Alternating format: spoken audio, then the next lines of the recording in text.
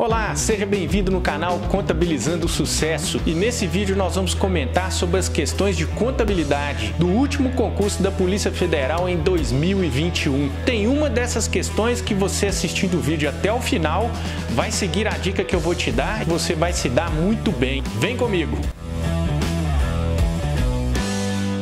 Antes de mais nada, eu quero lhe convidar para se inscrever no canal Contabilizando Sucesso. Me siga também nas redes sociais, no Facebook e no Instagram. E também acesse o meu site oficial, contabilizandosucesso.com. O bloco 3 da prova de contabilidade começa com uma lista de contas patrimoniais. E aí o examinador quer a sua leitura e principalmente a organização dessas contas na forma de um balanço patrimonial, para que você possa responder aí de maneira tranquila as questões que vão seguir aí até a questão 101 no caso. Então vamos lá. Determinada empresa apresentou em 31 de dezembro de 2020 um patrimônio composto pelos seguintes elementos. E aí tem essa lista de contas cujo registro e cuja avaliação contábeis estão de acordo com as regras estabelecidas na legislação societária.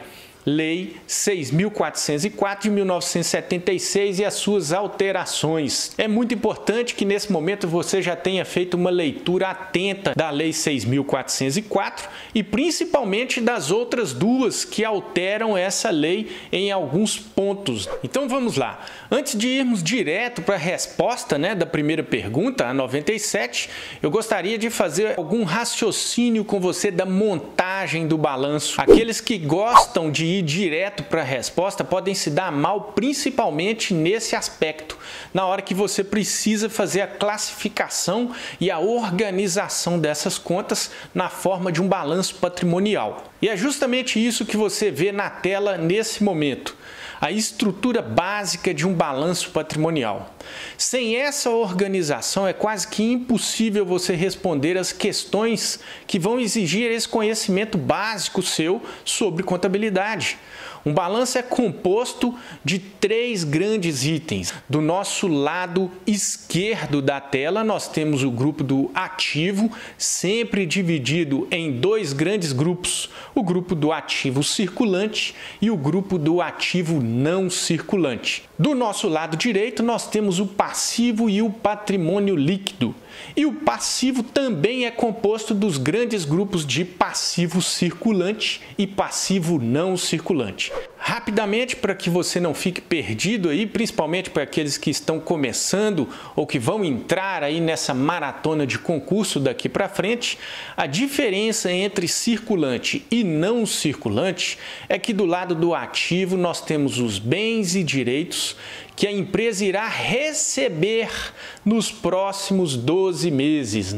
Passando de 12 meses, então tudo isso é classificado no não circulante. E do lado do passivo, o entendimento é o mesmo.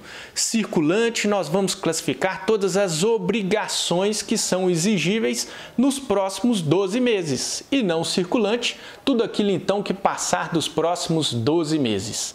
Seguindo esse raciocínio em meses, você nunca vai errar a montagem de um balanço, seja ele anual ou semestral ou trimestral, da forma que você estiver montando.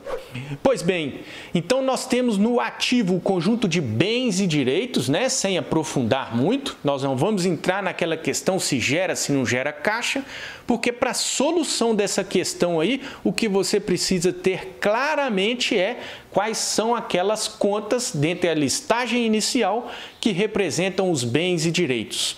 Do lado do passivo, nós temos as obrigações com terceiros. É importante lembrar que no patrimônio líquido você também tem obrigações, só que elas são com os acionistas, ou seja, com os sócios da empresa. Com isso, nós já temos informações para conseguir identificar onde estão as origens e as aplicações de recursos da nossa empresa. E aí é muito importante lembrá-lo que do lado do passivo e do patrimônio líquido estão as nossas origens. E por esse motivo, todas as contas do passivo e do patrimônio líquido são de origem credora. Com essa informação, nós já vamos conseguir responder algumas perguntas.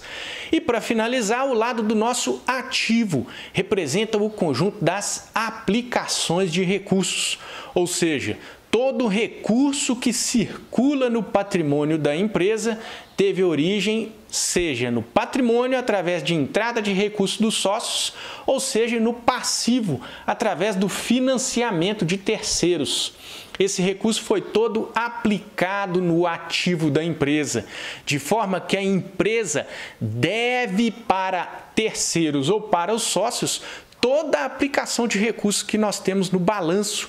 Por isso, as contas do ativo são todas de natureza devedora. Desta forma, a classificação do nosso balanço patrimonial, seguindo aquela listagem de contas inicial, o nosso ativo tem um total de R$340 mil, o nosso passivo R$110 mil e, finalmente, o nosso patrimônio líquido R$230.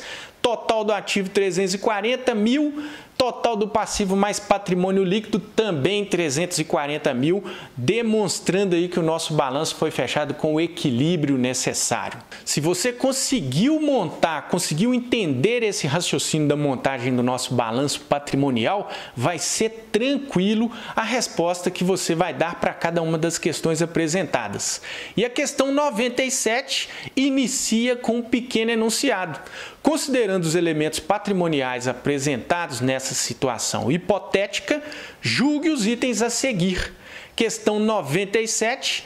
Caixa e estoques são elementos patrimoniais cujas contas apresentam saldos de natureza credora. Olha que absurdo! Para aqueles que conseguiram entender o raciocínio inicial, veja que a nossa conta de caixa e a nossa conta de estoque são contas patrimoniais de natureza devedora, porque são contas do nosso ativo e, portanto, a aplicação de recursos, contas do ativo de natureza devedora. Dessa forma, a questão 97 está errada. E aí, o que você achou dessa forma de correção? Deixa aí seu comentário, aproveita e se inscreva no canal e ative as notificações. A questão 98 é uma das mais tranquilas dentre essas que nós vamos tratar na correção. Para você que conseguiu montar o balanço como eu sugeri, o próprio balanço já traz para você a informação resposta dessa pergunta 98. Em 31 de dezembro de 2020, a situação patrimonial líquida da empresa alcançou o montante de R$230 mil. E aí, o nosso patrimônio líquido é exatamente R$230 mil. Mas também existe uma outra forma de você achar a resposta correta dessa questão 98. Eu gostaria de chamar a sua atenção para a redação dessa pergunta. Em 31 de dezembro de 2020, a situação patrimonial líquida. E aí vai nos remeter àquela equação patrimonial muito presente no ensino da contabilidade, onde nós temos patrimônio líquido é igual a ativo menos passivo. E se nós seguíssemos esse caminho para a solução da questão, nós teríamos 340 mil de ativos menos 110 mil de passivos, chegaríamos então ao resultado de R$230 mil, que é a nossa resposta correta. A questão 99, muito tranquila a solução dessa questão. As disponibilidades da empresa totalizaram R$30 mil em 31 de dezembro de 2020. É importante relembrarmos o conceito de disponibilidades, que são todos os recursos livres para movimentação e presentes no caixa de uma empresa. Faz parte do grupo de contas do ativo circulante. As disponibilidades estão classificadas no ativo circulante dentro do balanço patrimonial. E de acordo com a lei das SAs, a 6.404, deve ser registrada em ordem decrescente de liquidez, ou seja, as contas que apresentam recurso disponível em caixa, ou seja, dinheiro ou recurso aplicado em instituições financeiras, dando sequência, é também chamado de equivalentes de caixa e englobam todas as aplicações de curto prazo. E aí nós temos alguns exemplos de contas que compõem o grupo de disponibilidades. São elas as aplicações financeiras de liquidez imediata, os títulos financeiros resgatáveis, depósitos bancários à vista, ou seja, depósito em conta corrente, numerário em trânsito, conta movimento, que é a conta corrente, e caixa. Ainda dentro desse conceito, nós temos algumas palavras que são chaves para você na hora de achar a resposta correta para uma questão como essa. Disponibilidades são recursos livres, ou seja, eles não podem ser recursos que dependem de alguma condição. Por exemplo, a conta de clientes ou contas a receber. Você depende do seu cliente quitar aquele direito na data de vencimento.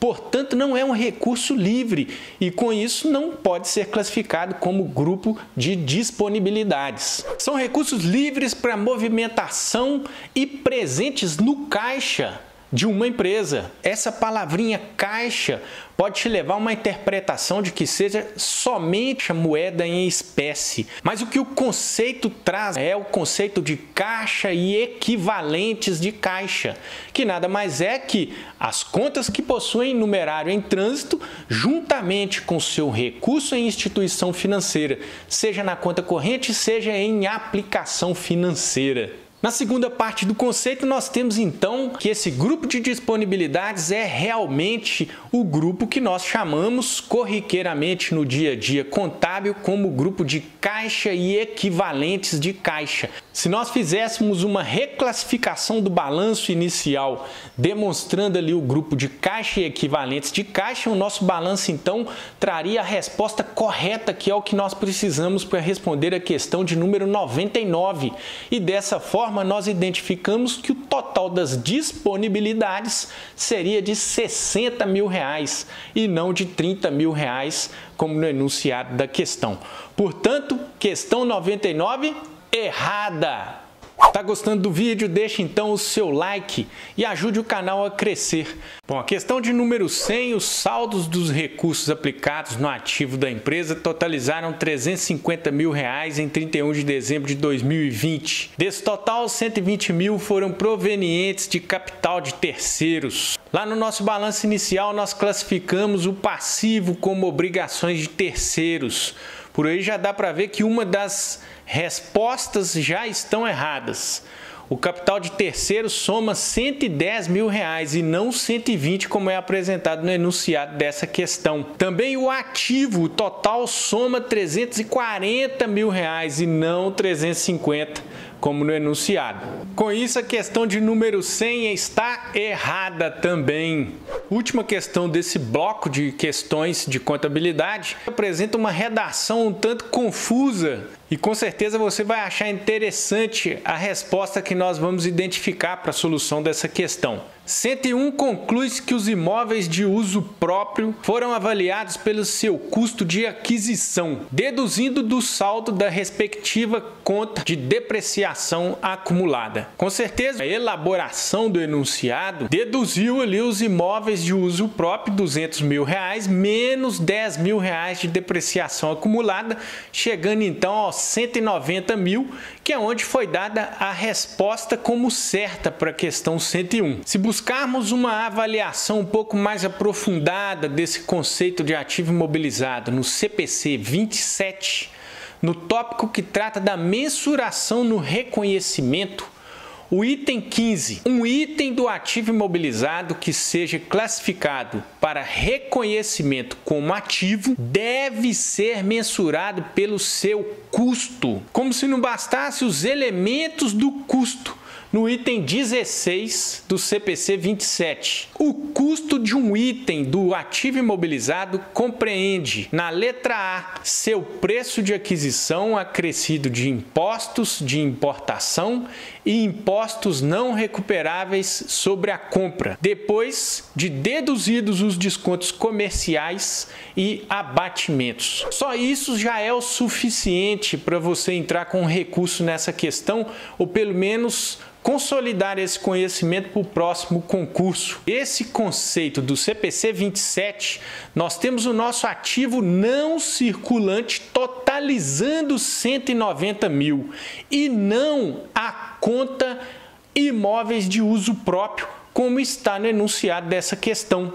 Apresentando a estrutura do balanço que nós identificamos no mercado e no dia a dia da contabilidade, nós temos então ativo não circulante 190 mil e dentro do ativo não circulante, somente no caso desse exemplo, nós temos o grupo do imobilizado, que aí sim soma-se 190 mil. Perceba que o início da questão 101, a palavra conclui-se, nos leva a um entendimento que o valor final dos imóveis de uso próprio foram avaliados pelo custo de aquisição deduzido do saldo da respectiva conta de depreciação.